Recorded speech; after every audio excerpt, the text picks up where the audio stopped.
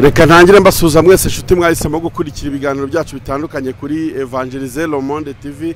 Ngewe nitwa Bikemu cyangwa se Bikorimana Emmanuel. Hano turi ni mu karere ka Rubavu mu mujyi wa Gisenyi, turi ku mazi nkuko mugenda mubibona. Mana yanjye sinzi ko aha hantu ngewe nzahava kabisa. Nahakunze, na ahantu heza cyane, na ahantu hari fresheri, na ahantu wagira stress zigashira. Aha tukwaje mu bukwe bwa Pasiteri Uwambaje Emmanuel, twaje dufite ubutumire nyine ntitwitumirije. Evangeliser Le Monde TV tugiye kubabera hano mu kintu cyari cyo cyose, mu bintu biza kubera hano, uko biza kugenda bikurikirana, ibiza kuvugwa, ibiza gukorerwa aha. Umva n'inyoni itambuka mw'ubu bukwe n'urushishi ndaruba kamerera ndubereke, kuko nasinye ko abantu bose batabashe kuboneka muri ubu bukwe bataje hano. Ngewe ngiye kubakurikirana buri kimwe, mwebwe ntimuze kuva kuri Evangeliser Le Monde TV. Agakanya ngiye gutangira ngenda mbereka buri kantu, aho umugeni aza kwicara n'umukwe, abakobwa beza baje guprotokora, abakristo batandukanye bavuye impande z'isi, ahantu hatandukanye, bavuye Cyangugu, abavuye Gisenyi, nyine abahatuye, abavuye hirya no hino. Murabizi ko Pasiteri Uwambaje Emmanuel agira inshuti nyinshi cyane zitandukanye, harimo n'abanyamakuru, aribo twebwe ba Bikemu. Ni umuntu w'Imana, ni umuntu wakoreye Imana. Ni ukuri hari abaririmbyi bajyaga bari Mogodoro umwami akunze kubaha uko bazajya bamugenza. Ubu ni ubukwe bwiza cyane bugiye kuba, ndabona burimo burashushanya ubukwe bwo mu ijuru dutegereje, ubwo Yesu Kristo azabaje gutwara umugeni. Ndagenda mbereka buri kimwe rero muri iyi video ya mbere, ariko ntimuze gukura amaso kuri Evangeliser Le Monde TV, kuko ikintu cyose kiza kubera hano tugiye kukibereka kuva kuri A kugera kuri Z. Tuze kubana, ntimuze kuntengu hamwe bwe gusa, nicyo kintu mbisabiye muri iki gitondo cyiza, igitondo cy'umugisha. Ndi kumwe rero n'abantu bari muri protokole, ngira ngo mwagiye mubona abantu batandukanye hano ko batangiye kuhagera. Harimo ba protokole b'ingeri zose, ba Cleophas Barore, ba Royizi bo muri Korali Jehova Jire, abantu bo kuri ADPR Remera. Imana baha umugisha, ndabona baje gushyigikira uyu mushumba, kuko ni umushumba wahakoreye cyane. I Remera ni naho aturuka, rega buriya niyo kavukire, niho yakoreye. Ntabwo ari kavukire ni Cyangugu. I Remera niryo torero ryamureze, niryo yabayemo akiri umujene, akiri umusore. Ariko abakristo biremera nyine birumvikana bagombaga kuza gushyigikira umushumba. Turi kumwe rero n'abakobwa bari muri protokole, harimo abahani Rubavu, harimo n'abandi bagiye baturuka ahantu hatandukanye. Nabo tugiye kugenda tuganira nabo, twumve imbamutima zabo. Kampere ko tureshya. Amakuru umeze neza? Watwibwira rero abantu badukurikiye bakakumenya? Murakoze, nitwa Saliha Ingabire. Nanjye naje mu bukwe bwa mfite wacu umuvandimwe Esther. Yego, ko bibona nyine ni byiza, burasa hahiye. Hahiye nishoka bisa ku mazi mwana. Se wowe ubwawe uzaburenza aha? Akareka n'ahandi tugomba kuza ku mazi. Ni ku mazi kabisa. Hari view nziza. Hari view nziza cyane, n'ahantu hasa neza, abantu bari kugenda babibona. Aha, reka naba batwibwire. Murakoze cyane, nitwa Letitia. Esther turaririmbana i Remera muri La Fraternité, nkuko mubibona. Ego, umuririmbyi mwiza na Pasiteri na mama Pasiteri, ni umuntu wacu nyine. Ni ubukwe bw'umuvandimwe muri make. Rero urabona ni ibintu byiza, nini ibintu birimo Imana, nago bisa nk'ibindi. Dore umwami akunze kubaha ngo nuko bazajya bamugenza. Turaje tuganire, reka tubanze twibwirane. Wowe ninde? Urakoze, nitwa Aline Nigena. Esther ni inshuti yanjye, ni umuvandimwe. Uyu munsi twaje ngo tumushigikire nk'abakobwa bagenzi be. Yego. Aha, ati twaje tumushyigikire nk'abakobwa bagenzi be, natwe nk'abasore bagenzi buriya mukwe. Twaje kugira ngo tubashe kumushyigikira. Ubundi wowe uvuka ino? Oya, ni wacu ni Kigali. Umwana wo muri Kigali. Town mu murwa. Wowe ni Kigali Kicukiro, ariko bimusanze. Wowe ngewe se kuri kuduhunga we? Ngewe iwacu ni hano. Hano ku mazi. Yego. Nibyo kabisa. Aha, turi Rubavu mu karere ni mu karere ka Rubavu. Ubukwe bwa Pasiteri Uwambaje Emmanuel, tukijya tugana n'abantu benshi batandukanye. Kambaza uyu mwana w'i Kigali. Esther washyingiwe uyu munsi, muziranye kuva ryari? Esther ni muntu ki? Esther tuzanye kuva kera, ni kera cyane, menya nyiri muto. Esther ni umukobwa mwiza, ufite umuco, ukunda Imana, umukobwa ubaha Imana kandi akubaha n'abantu. ni inshuti nziza umuntu wese yakifuza kugira. Nibyo cyane baramutwaje ari aradusiza babikuye mu bandi sha aradusiza ariko ni ibyaga turabyishimiye. uyu muntu uteye abantu irungu ninde koko? Yes, aradusize Emmanuel aramuduswa. Manuel, ibintu ukoreye aba bana koko ntago biba ariko nakundi ni ukumwifuriza urugendo rwiza. azabyare wungu nakobwa tumwifurije imigisha yose iva ku Mana. wowe tukiri muri iki gitondo cy'umugisha cy'uyu munsi urumva ari iki wavuga kuri Esther? mwifurije ibyiza byose Imana itanga, mbese ni imwe mu migisha Imana yamusezeranyije, ni amasezerano agenda asohora. rimwe na rimwe tuba tubitse nzaz'Imana rero ziri kugenda kanzabo aka kamwe muri nza Imana yamuhaye kagezweho irabishoboje. Imana y'amahoro ishimwe izamurinde, mwifurije ibyiza byose nyine mu rugo rwe rushya. tumwifurije kubyara, tumwifurije imigisha Imana itanga yose kuko ni inshuti nziza, ni umukobwa mwiza, ni umukobwa udasanzwe. Emmanuel abonye umugore mwiza kabisa. abakobwa bagenzi be murumva ati Emmanuel uri umusore uhiriwe, ubonye umugore mwiza. Papa, amakuru karibu nawe mu kiganiro tuganire. dore intore amakuru twaje mu bukwe bwa pasiteri bw'umukobwa ntimugende turacyaga hasigaye iminota 2 gusa. twaje mu bukwe bwa pasiteri bw'umukobwa wa pasiteri uwambaje Manuel. Esther uramuzi? Yego. umuzi w'iki? Esther twararirimbanye. Yego. Esther umukobwa ukunda Imana. Yego. yatwigishije aranaturepetisha twigisha kuririmba. Yego. So ni nkawe wari presidente dutangira ngiye ntangira kujya muri korali. Actually niwe watwankadiraga na basaza be. Yego. akomeza kubana natwe. urebye ni nkaho wadushapinze kuko iyo atabawe twari kuba timide ntidukore. Yego. nitwinjiye muri korali ngo dukore umurimo w'Imana. ni uwo gushimirwa. harya izina ninde? Sari. izina risa rigenda kugorana mukunda. none se wenda nk'umuntu uri kureba kino kiganiro cyacu wenda ngiye kubarekura mukomeze mujye mu mirimo ya protokole.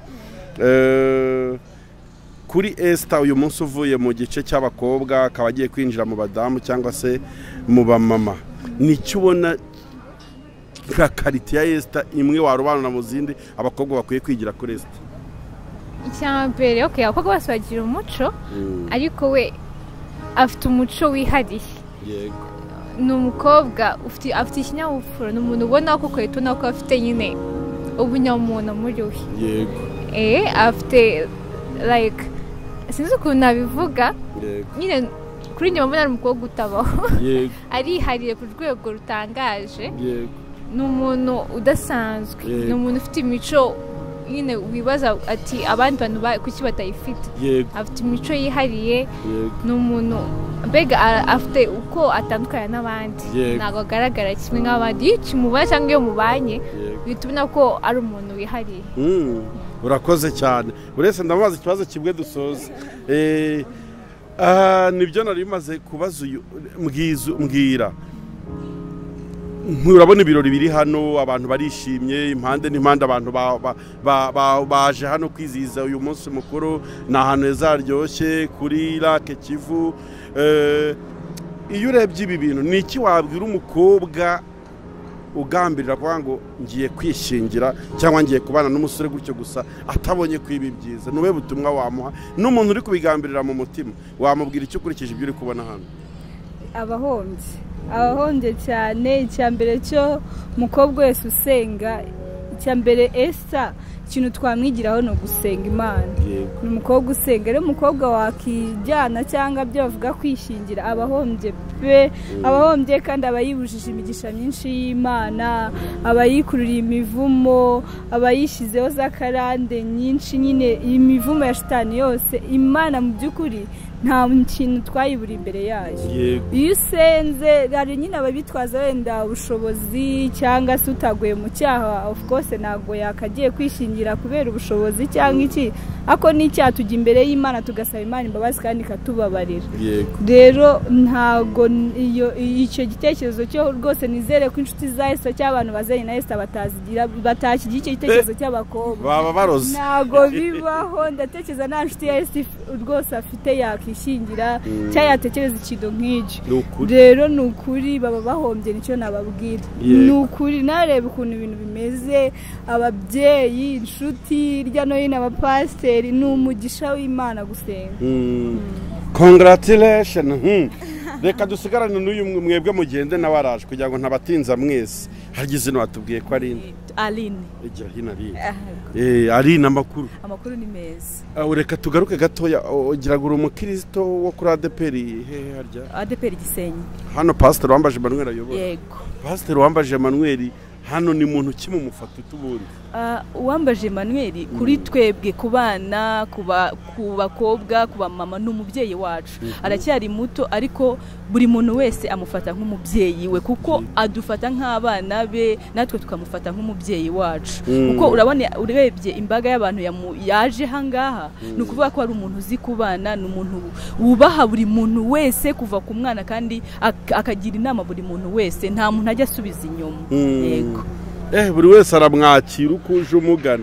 uba muri korali yego yihe international l'étoile de Mati uragiye gutoreremera mu gifaransa we uba no muri korali international umva ririmba akantu gato k'igifaransa kubera ko twebwe televiziyo dufite iyi televiziyo naturiho yitwa Evangeliser le Monde TV so nous sommes ici pour évangéliser tout le monde n'est-ce pas rero akaririmbo gatoya cyane niyo yabura umunota umwe gusa k'igifaransa reka ndirimbe mu cyongereza muri anglais pardon hari chorus ngunda cyane bita we give you glory Lord as we honor you we give you glory Lord as we honor you you are wonderful you are worthy to be praised you are wonderful you are worthy to be praised amen ariko nanjye mbonye ibiryo naririmba wowe ahubwo numvise ahubwo nawe turagutumiye muri korali yacu mbonye ibiryo nyamara buriya nanjye naririmba wabikora neza cyane yego hano kana wangu le soir d'adoration tu es le roi des gloires notre victoire ibindi buzuza nabona abafaransa bari kutureba dusuje abantu bose bari kureba kino kiganiro bari mu gihugu cy'Ubufaransa mu mujyi wa Lyon Irire Strasbourg birumvikana niho tunakorera mu mujyi wa Strasbourg tukajya tugakorera i Kigali muri Remera cyangwa se mu karere ka Gasabo uyu mukobwa rero twarimo tuganira no mukristo kuri ADPR hano ku Gisenyi aho pastor wambaje Emmanuel ayobora Esther bundi muraziranye cyangwa no kumubona gute oya turaziranye ni turaririmbana ni inshuti yanjye murarimbana muri ya korali wavuze international yego turaririmbana ni inshuti yanjye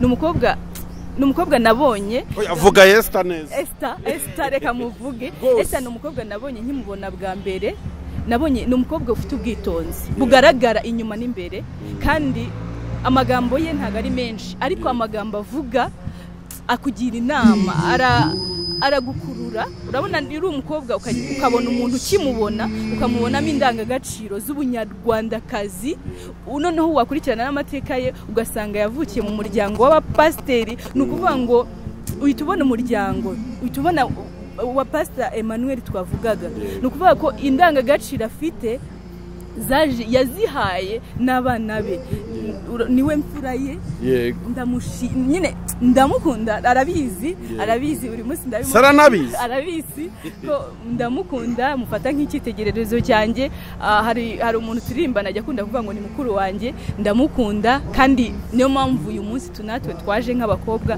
kugira ngo tumushyigikire yego ni byiza cyane ndetse cyane reka tukureke rero ukomeze ujye mu mirimo buriya turakomeza tugende tuganira kandi Esther na Emmanuel tubifurije ubukwe bwiza n'urugo ruhire nawe kandi samedi yawe iri imbere yego cyane murakoze cyane sawa aha yes ni Bikemu mukiri kumwe turi hano ku Gisenyi mu karere ka Rubavu aha ni ahantu huzuye abantu benshi cyane batandukanye nk'uko muri kugenda mubibona muri iyi video abantu batangiye kwinjira ahubwo njyewe natangiye kwigirira ikibazo abantu baza hano barabona aho bica semana turabicaza bamwe mu mazi bamwe baraguma mu muhanda turashyiraho amateleviziyo baza gukurikirana ibintu bigiye kubera kuri uyu musozi icyo mbasabye inshuti bakunzi ba Evangelize Le Monde TV ni muntenguhe tugiye kubana muri ubu bukwe kuva butangiye kugeza busoje rwose ntimunteze abantu tuze kubana video yose ndajya mbashyiriraho urajya uyinshuti yawe uvuga ati reba kwa Pastor Wambaje Emmanuel ukuntu byifashe reba ukuntu bimeze hari korasi bajyaga baririmba ngo umwami akunze kubaha dore uko bazajya bamugenza bazafata imyambaro y'umwami bayimwambike bafate na rake kivu bamwicaze mu matente sinzi umva umunezero uri hano watangiye gutuma ncanganyukirwa yes haraza kuririmba amakorari menshi atandukanye rwose abantu bari gukora installation ngira ngo murababona ko batoroshye rwose ikorari zirahari Impuhwe Betelehemu ikorari internationali nituva kuza hano nituza kuva hano muri dote ku bantu bifuza kuba baza hano rero bari kureba kino kiganiro ndagira ngo nabo mboriyante mbafashe mbahe adresse y'ahantu ubu bukwe bwabereye kugira ngo bize kuborohera kuba mwaza kuko ushobora kureba kino kiganiro uri mu ndege uri mu nzira ushaka kuza hano wifuza kuza hano niyo mpamvu mvuze ngo reka mbabwire neza location y'aho ubu bukwe buza kubera cyangwa se buri kubera ni ku itariki 8 z'ukwa 7 saa 3 niho doti igiye gutangira ubukwe burabera ku Kivu Beach imbere ya hoteli bita Gorilla niho ubukwe bwa Pastor Wambaje Emmanuel bugiye kubera nituhava turajya nyine birumvikana turajya mu rusengero kuri ADPR Gisenyi nituva mu rusengero kuri ADPR Gisenyi turaza gukomeza turaza kugaruka hano muri reception aha hantu habereye dote ni naho haza kubera reception y'uyu bukwe ndakeka amakuru yabahaye nyine nk'umunyamakuru ibindi byose dukomeze dukurikirane twitonze turebe ukuntu ibintu bigiye kugenda mwese rero mudukurikiye kuri Evangelize Le Monde TV tubifurije umugisha tubifurije amahoro y'Imana tugiye kugenda tubakurikiranire ibintu byose bigiye kubera ahangaha muraza kugenda mubibona nk'uko nabibemereye kuri Evangelize Le Monde TV murumva urusaku rw'ibyuma birumvikana bari muri check sound umva ngenda abona atari ubukwe gusa ahubwo ni n'amateraniro bari muri check sound bareba ukuntu ibintu nyine bijya mu buryo sonorisation birumvikana abanyamakuru batangiye kuza batandukanye abaririmbyi batandukanye ku biti byabo amakorari hari abantu benshi cyane nyine nkuko mugiye kugenda mubibona murakoze umugisha w'Imana ubane namwe reka dukomeze tubane thank you